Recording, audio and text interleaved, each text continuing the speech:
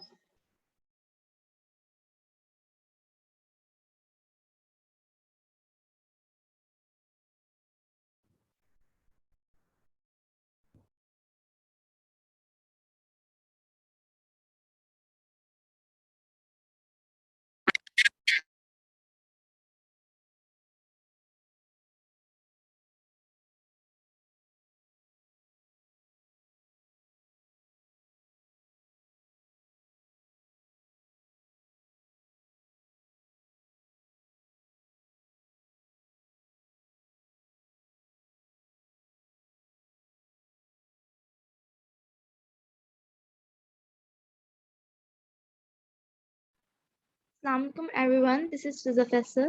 I am the host of Urban Unicorn Pakistan. I am also a member of Urban Unicorn. Urban Unicorn is an organization working for the welfare. The ultimate goal is to have a well-nourished and well-educated nation that effectively contribute in the nation development and prosperity. For this great goal, we are arranging a series of webinars and workshops. Today, our topic is atherosclerosis. Today, our guest speaker is dietitian Aisha Mushtaq. She is a clinical dietitian at Hashmat Hospital, CEO of Fuel and Fitness, weight loss specialist, and she is also a diet counselor. We warmly welcome you, ma'am. Now the stage is yours. Thank you so much.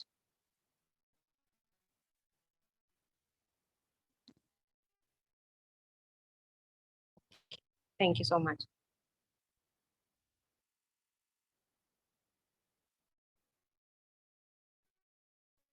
आप लोगों को मेरा page जो है वो proper show हो रहा है? कैमरा में कोई इश्यू तो नहीं है?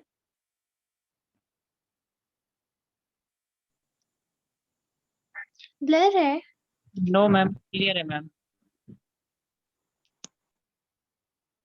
आ रहा है? जी अब यस देखें। ब्लर है। Is it okay? ब्लर है।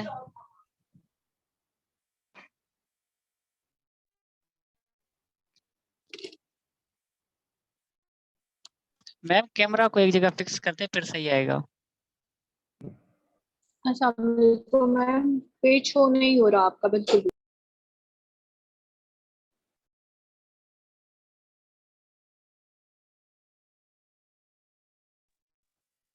जी अब देखें।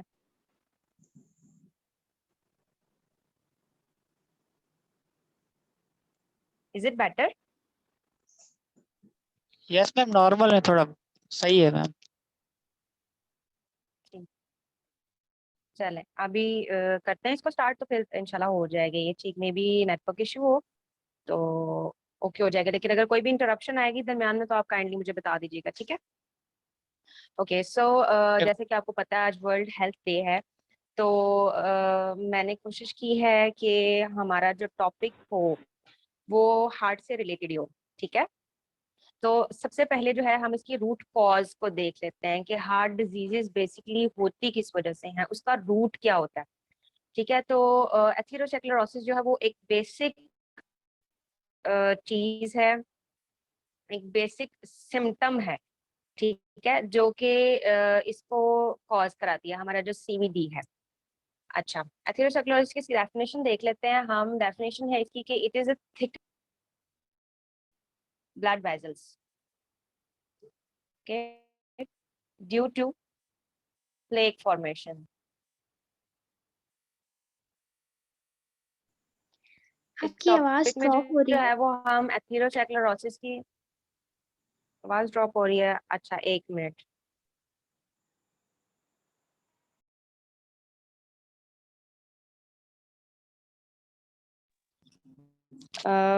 जस्ट गिव मी 2 मिनट्स, मैं अपनी प्लेस चेंज कर लेती हूँ, मे बी यहाँ पे नेटवर्क इशू हो रहा हो। Just give me 2 minutes.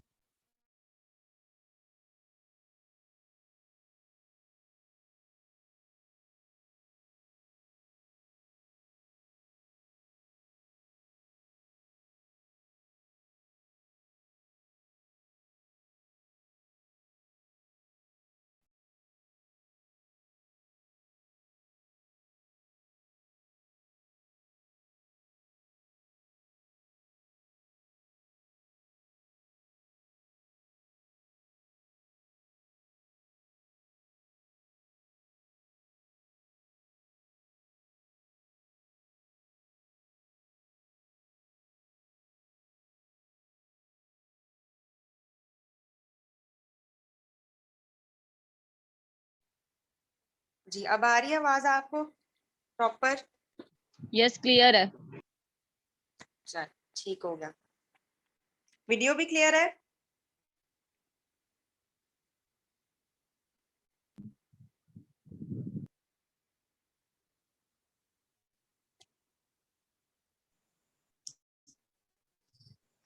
Ma'am आप वैसे ही बता दें, वीडियो ब्लर आ रही है। चलें, ठीक है, ओके। जी, एथेरोस्क्लेरोसिस की मैंने आपको डेफिनेशन बताई कि जो प्लेक फॉर्मेशन होती है due to abnormal thickening of the blood vessels, right. Thickening of blood vessels जो है वो बहुत सारी रीजंस की वजह से हो सकती है। रिस्क फैक्टर्स होते हैं बहुत से, जैसा कि एलडीएल एक्यूमुलेशन हो जाती है बॉडी के अंदर, डिसलिपिडीमिया हो जाता है। ठीक है, you should have a copy pencil with you कि आप चीजों को जो है वो नोट डाउन कर सको।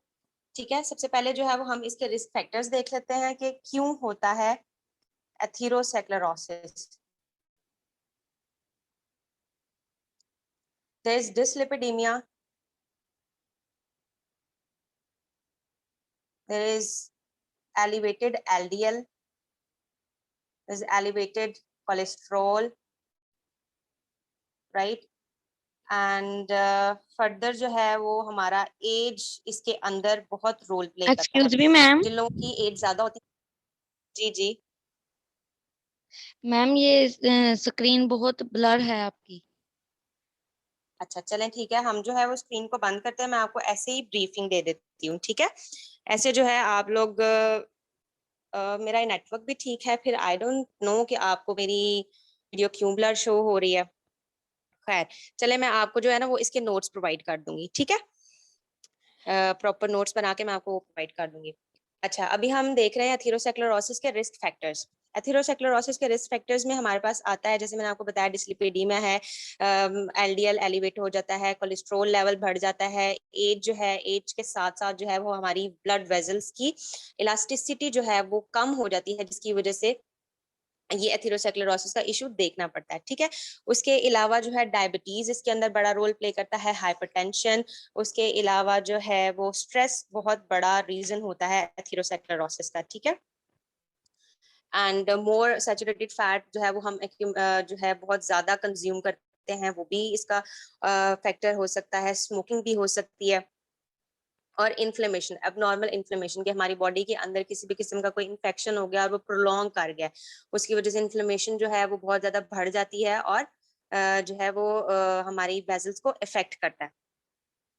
जी, तो अभी हमने इसके मैकेनिज्म को देखना है कि एथेरोस्क्लेरोसिस होता क्या है, कैसे होता है, और जो मैंने आपको रिस्क फैक्टर्स बताए हैं वो कैसे इसके अंदर रोल प्ले करते हैं इसकी फॉर्मेशन के अंदर। जी, तो एथेरोस्क्लेरोसिस बेसिकली जो हमारी ब्लड वेसल होती है उसकी 3 लेयर्स होती हैं। सबसे आउटर मोस्ट लेयर को हम बोलते हैं tunica adventitia, tunica media and tunica intima. ठीक है, जी, 3 main layers of vessels are tunica adventitia, tunica media and tunica intima। Basically इसमें जो है काफी समझाने वाली चीजें थी, तो मेरी ये कोशिश थी कि मैं आपको ड्रॉ करके प्रॉपर तरीके से जो है वो समझाऊं। ये सबसे आउटर मोस्ट लेयर होती है हमारी वेसल की, ये जो है मीडियल लेयर होती है, और ये जो है ये इनर मोस्ट लेयर होती है। ठीक है, आउटर लेयर जो है वो कनेक्टिव टिश्यू से मेड अप होती है। Excuse me ma'am, ma'am sorry for disturbing. Ma'am आपका जी कैमरा जी हिल रहा है मैम, उसकी वजह जी, से ये ना ब्लर दिख रहा है। अच्छा ओके, देखिए आप ठीक है। Yes ma'am. मैम एक आप प्लीज रिक्वेस्ट थी काइंडली मैम। सभी के माइक ऑफ कर दें। मैम एक रिक्वेस्ट थी मैम। जी जी बोले। जी मैं सुन रही हूँ, बोले।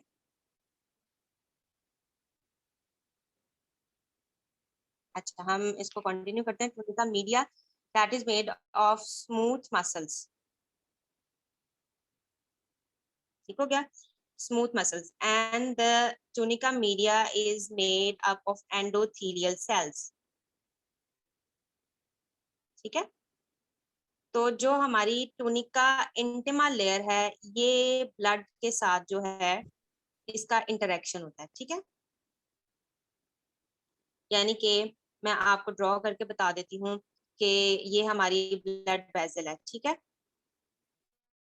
इसकी आउटर लेयर जो है ये टूनिका एडवेंटिशिया है, this is the medial layer, this is the tunica media and this is the tunica intima. ठीक है, और ये दरमियान में जो है ये ब्लड फ्लो कर रहा है। ठीक है, सबको समझ आ रही है यहाँ तक? मैम ओके, दोबारा रिपीट कर लेट्स मूव फॉरवर्ड। जी, मैंने आपको जो है वो वेजल्स की ब्लड वेसल की 3 लेयर्स बताई हैं। ठीक है, सबसे पहली जो आउटर मोस्ट लेयर होती है वो होती है टूनिका एडवेंटिशिया।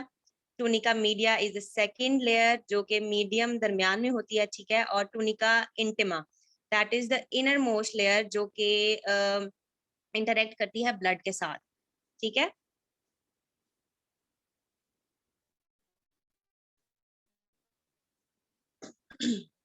जी फर्दर मूव करते हैं। अब क्या होता है कि हमारी दिस इज द, मैं आपको ड्रॉ करके बताती हूँ, this is the tunica adventitia. ठीक है, एंड दिस इज द, ये स्मूथ मसल्स हैं टूनिका मीडिया।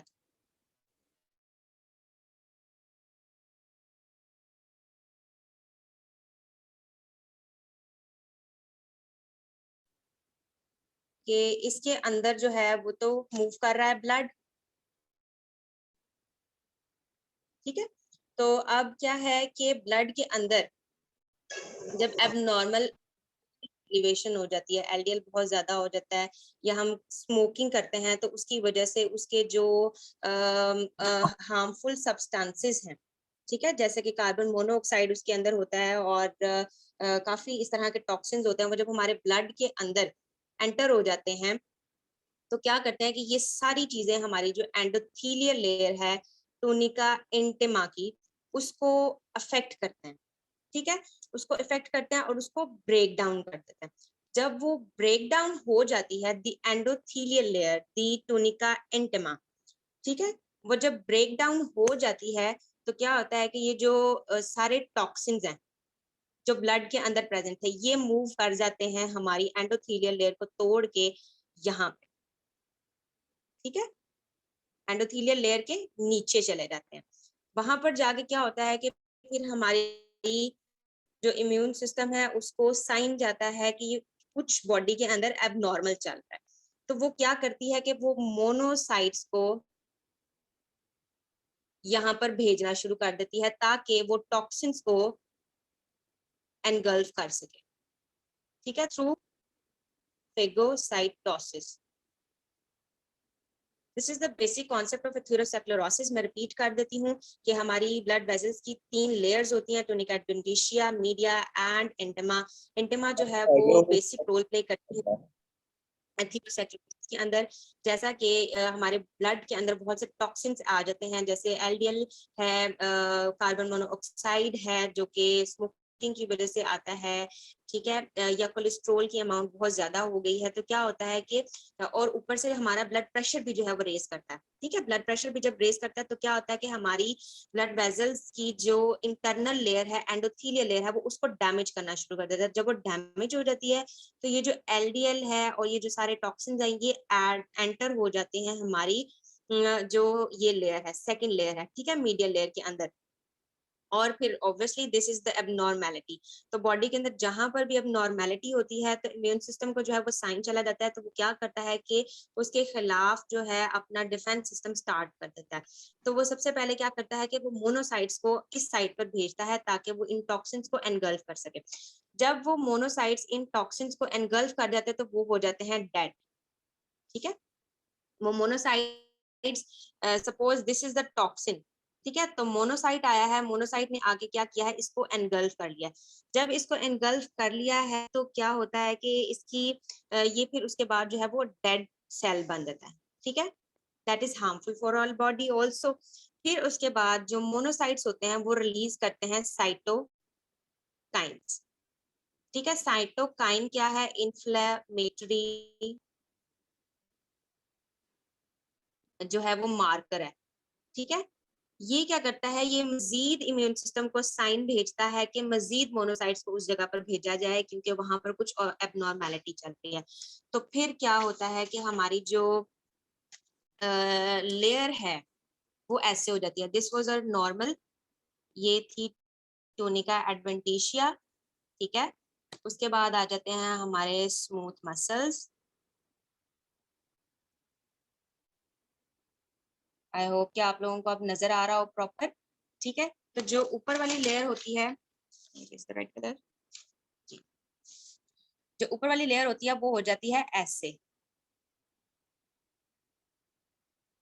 ठीक है, और इसके अंदर जो है वो डेड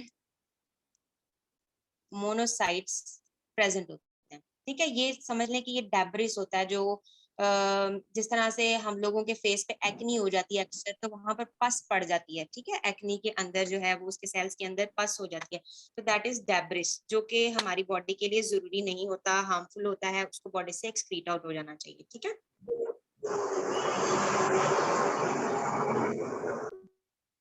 अगर है तो वो मुझसे पूछ सकता है,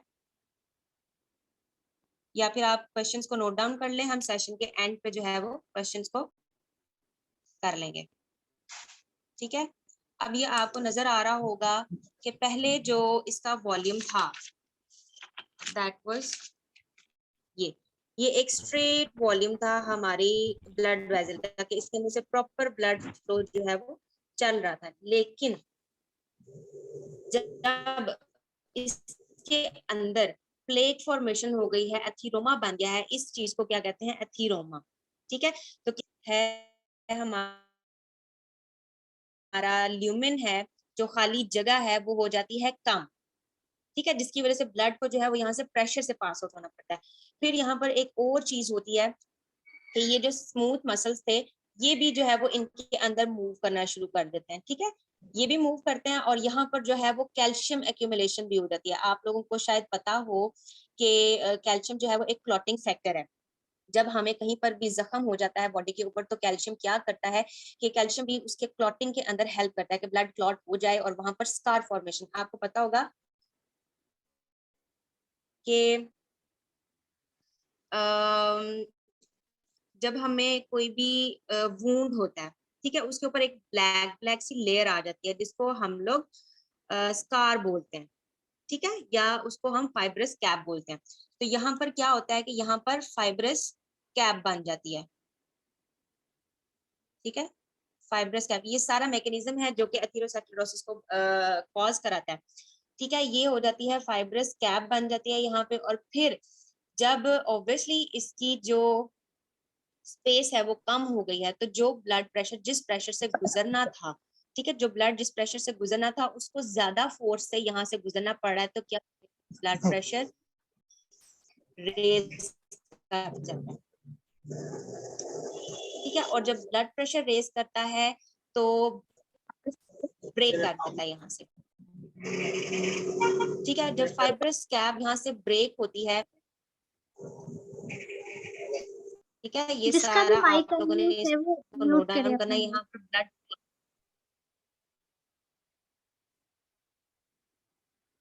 यहाँ पर जो है वो ब्लड क्लॉटिंग हो गई है। ठीक है, क्योंकि मैंने आपको बताया कि इसके अंदर कैल्शियम भी प्रेजेंट है, इसके अंदर मोनोसाइट्स भी हैं, तो उसकी वजह से क्या होता है, जब ये रप्चर हो जाती है तो यहाँ पर ब्लड क्लॉट्स हो जाते हैं। जब ब्लड क्लॉट्स हो जाती है, ब्लड वेसल का वॉल्यूम जो है वो कम हो जाता है।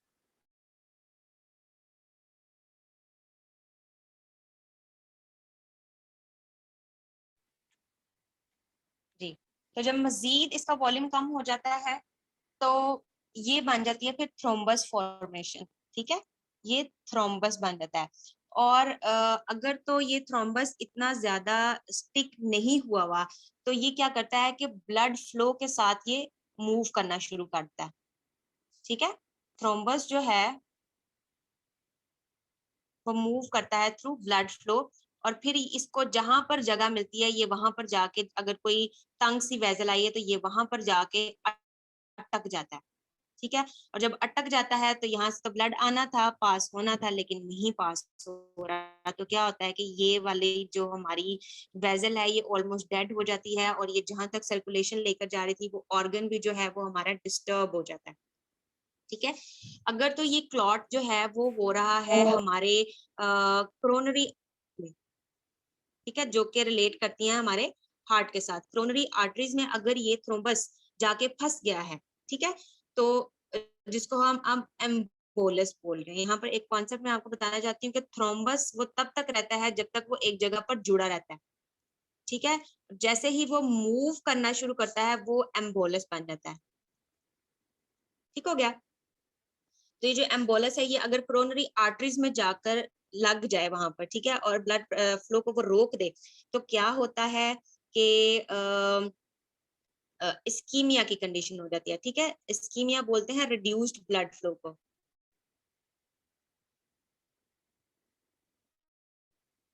जिसकी वजह से पेशेंट्स को जो है वो एंजाइना फेस करनी पड़ती है, जो हमारी लेफ्ट साइड पे पेन होती है। ठीक है, लेफ्ट आर्म में, लेफ्ट लिम्ब में हमारे पेन स्टार्ट हो जाती है। उसके अलावा जो है वो मायोकार्डियल इंफाक्शन के चांसेस जो है वो बढ़ जाते हैं, लोगों को सडन हार्ट अटैक हो जाता है। ठीक है, इस तरह से जो एथेरोस्क्लेरोसिस है वो रिलेट करता है हार्ट के साथ। पहले हमने इसका मैकेनिज्म पढ़ा कि एथेरोस्क्लेरोसिस या एथीरोमास जो है वो किस तरह से बनते हैं, किस तरह से वेजल डिस्टर्ब होती है, किस तरह से ब्लड फ्लो जो है वो डिस्टर्ब होता है, किस तरह से ब्लड क्लॉट होता है। ठीक है, अगर तो वो ब्लड क्लॉट उस जगह पर रह रहा है तो वो वहां पर भी प्रॉब्लमेटिक है, लेकिन अगर वो वहां से थ्रोम्बस टूट के एम्बुलेंस की फॉर्म के अंदर किसी ऐसी आर्टरी के अंदर जाके अटक गया है जो हमारे दिल के साथ रिलेट कर रही थी, जिसको हम कोरोनरी आर्टरीज बोलते हैं, तो वो फिर हमारे साथ ये सारे प्रोसेसेस करता है। ठीक है, हमें इस्कीमिया की कंडीशन फेस करनी पड़ती है, मायोकार्डियल इंफाक्शन हो जाता है, एंजाइना फेस करनी पड़ती है, फिर ये फर्दर मूव करता है। ठीक है, और अक्सर ये हार्ट फेलियर का भी अगर ये क्लॉट वहां से हटाया ना जाए थ्रू बाईपास और थ्रू मेडिसिन और एनीथिंग, ठीक है, जो इसका मेडिकल ट्रीटमेंट चलता है, अगर इसको हटाया ना जाए तो ये जो है फिर हार्ट फेलियर की तरफ इसको मूव कर जाता है। अच्छा, आप लोगों ने एक और वर्ड सुना होगा, स्ट्रोक, STROKE। ये क्या होता है कि जब हमारे ब्रेन में, ब्रेन के सेरेब्रल पार्ट में या सेरेब्रल वेजल्स के अंदर जब ये ब्लड क्लॉट जाके अटक जाता है तो क्या होता है कि स्ट्रोक हो जाता है, जिसको हम अपनी जुबान में फालिज बोलते हैं। ठीक है, अगर तो वो डिपेंड करता है कि वो ब्रेन के किस पार्ट में जाके हो रहा है, तो जिस पार्ट में हो रहा है फिर वो वाली वेजल या वो वाली नर्व या वो वाला पार्ट ब्रेन का जिस चीज को कंट्रोल कर रहा था वो पैरालाइज हो जाती है। ठीक है, this was the pathophysiology of atherosclerosis. यहाँ तक अगर किसी का कोई क्वेश्चन है वो मुझे बताए, हम उसको अभी क्लियर करते हैं, फिर नेक्स्ट मूव करेंगे।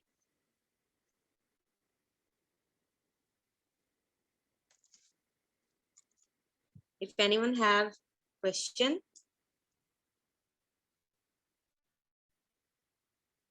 kindly पूछे। इसके अंदर pathophysiology of atherosclerosis it is complete.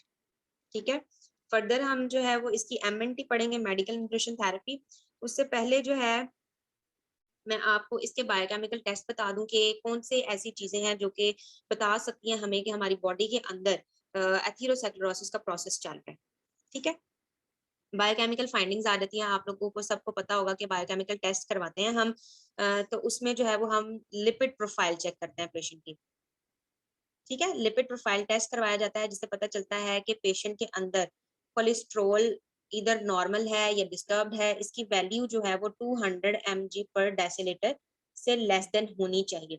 अगर तो इससे बढ़ी हुई है तो ऑब्वियसली पेशेंट के अंदर जो है वो एबनॉर्मल फैट एक्यूमुलेशन हुई हुई है, पेशेंट जो है वो एथेरोस्क्लेरोसिस की तरफ मूव कर चुका है। ठीक है, इसके अलावा जो है वो LDL हम देखते हैं, HDL देखते हैं। LDL की जो ये है लो डेंसिटी लिपोप्रोटीन। ठीक है, इसकी एब्रिविएशन है LDL, और ये है हाई डेंसिटी लिपोप्रोटीन।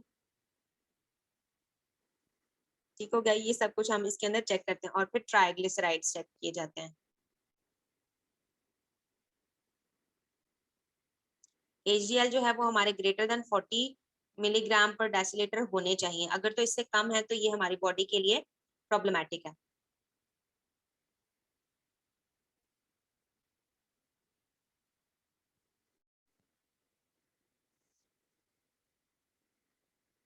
जी, फर्दर मूव करते हैं हम इसकी MNT की तरफ।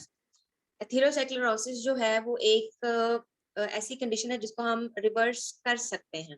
ठीक है, कोशिश की जा सकती है इसको रिवर्स करने के लिए, और इसका मेजर रोल मेडिसिन के जरिए जो है वो इसको वक्ती तौर पर इसको ट्रीट तो किया जा सकता है, लेकिन जब तक उसके साथ डाइट मैनेज ना की जाए एथेरोस्क्लेरोसिस का प्रॉब्लम जो है वो हल नहीं होता। अब हम मूव करते हैं इसकी MNT की तरफ। आप सबको पता होगा MNT stand for medical nutrition therapy.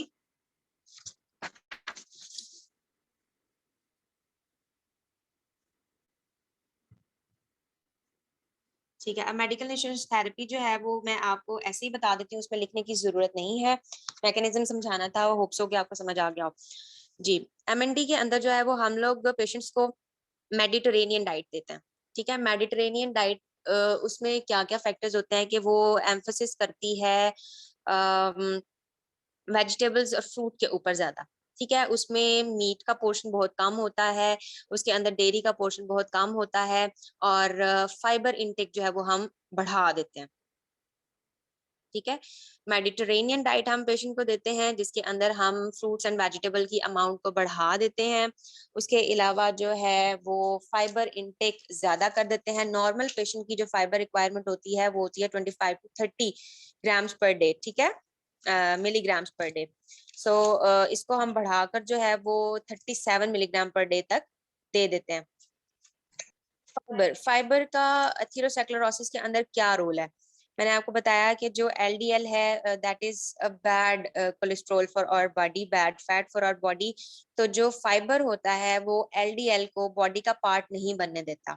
ठीक है, बॉडी के अंदर जो है वो एब्जॉर्ब नहीं होने देता, उसको जो है बाइंड करके थ्रू फीसेस, थ्रू स्टूल जो है हमारी बॉडी से पास आउट करवा देता है। ठीक है, और इसके अलावा जो है हम ओमेगा 3 ओमेगा 6 पे एम्फेसिस करते हैं। ओमेगा 3 और ओमेगा 6 के सोर्सेज हमारे पास होते हैं, फिश है, ठीक है, फैटी फिशेस होती हैं, फ्लैक्स सीड्स होते हैं, फेनुग्रीक सीड्स होते हैं, नट ऑयल होते हैं, रेपसीड ऑयल होते हैं। ठीक है, ये सारा कैनोला ऑयल है, ये सारे क्या करते हैं कि ये ओमेगा 3 ओमेगा 6 के सोर्सेज हैं। तो इसको जो है वो गुड कोलेस्ट्रॉल कहा जाता है क्योंकि इसके अंदर HDL की अमाउंट ज्यादा होती है। ये हम उन पेशेंट्स को रेकमेंड करते हैं। ठीक है, और उसके अलावा जो है हम पेशेंट को एक डैश डाइट भी देते हैं। डैश डाइट जो है वो होती है dietary approach to stop hypertension. अब हाइपरटेंशन का इसके साथ क्या लिंक है? मैंने आपको पहले बताया कि जब हमारी ब्लड वेसल्स का जो डायामीटर है वो कम हो जाता है, ठीक है, तो ब्लड जो है वो बहुत प्रेशर के साथ उसको मूव करना पड़ता है, और फर्दर हमारे ब्लड के अंदर अगर सोडियम की अमाउंट ज्यादा हो जाए, ठीक है, तो क्या है कि हाइपरटेंशन के चांसेस बढ़ जाते हैं। तो हमने पेशेंट का सोडियम जो है वो बहुत कम करना होता है ताकि उनका ब्लड प्रेशर ना बढ़े, उनकी वेजल्स मजीद डैमेज ना हो, वो जो फाइबर कैप बना था, ठीक है, वो ब्रेक डाउन ना हो, ब्लड क्लॉट्स ना बने। इस वजह से जो है वो डैश डाइट पेशेंट्स को दी जाती है। डैश डाइट में भी जो है वो हम सोडियम लेवल एक नॉर्मल बंदे की जो है वो रिक्वायरमेंट होती है 2400 मिलीग्राम पर डे, ठीक है, 2400 मिलीग्राम पर डे जो है वो सोडियम की रिक्वायरमेंट होती है पर डे एक नॉर्मल पेशेंट की। जिन पेशेंट्स को हाइपरटेंशन होती है या जिन पेशेंट्स को एथेरोस्क्लेरोसिस का इशू होता है, उनके लिए हम इसकी रिक्वायरमेंट कम करके 1500 से 1000 तक जो है वो इसको हम कम कर देते हैं, ठीक है। आपको पता ही होगा कि ब्लड के अंदर सोडियम लेवल जो है वो बढ़ जाए तो ब्लड प्रेशर बढ़ जाता है, और वाइस वर्सा जो है वो हमारा पोटेशियम लेवल जो है वो डाउन चला जाता है। तो हम लोगों ने सोडियम और पोटेशियम के लेवल को भी मेंटेन करना होता है थ्रू डैश डाइट, ठीक है। और इसके अलावा जो है हमने इन पेशेंट्स की एक्टिविटी जो है वो बढ़ानी होती है।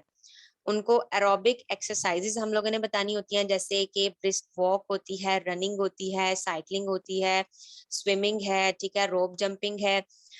ये सब कुछ, ये जो एक्सरसाइजेज हैं ये डेली बेसिस पर जो है वो हमने उनको 40 मिनट्स रिकमेंड करनी होती है, ठीक है।